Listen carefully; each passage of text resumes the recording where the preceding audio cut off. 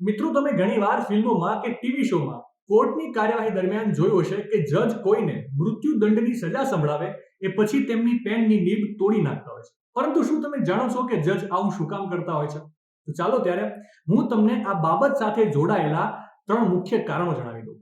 પહેલું કારણ એ કે મૃત્યુદંડની સજા લાદવી એ એક ગંભીર અને ઐતિહાસિક નિર્ણય કહેવાય છે. જ્યારે પણ ન્યાયાધીશ આવો ચુકાદો સંભળાવે છે ત્યારે પેનની નીબ તોડવી એ વાત દર્શાવે છે કે આ નિર્ણય હવે ઉલટાવી શકાતો નથી અને તે અંતિમ નિર્ણય છે. બીજું કારણ એ કે મૃત્યુદંડની સજા જરૂરી હોય એવા ગંભીર ગુનાઓનું ક્યારેય પુનરાવર્તન ન થવું જોઈએ.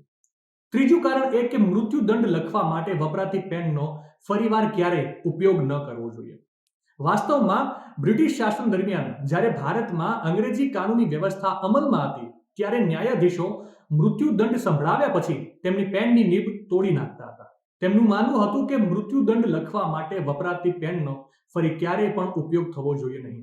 આમ ન્યાયની પવિત્રતા જાળવી રાખવામાં આવતી હતી. આજે આ પરંપરા ન્યાયિક પ્રક્રિયાનો એક ભાગ બની ગઈ છે, જે હજુ પણ મોટા ભાગના દેશોમાં અનુસરવામાં આવે છે.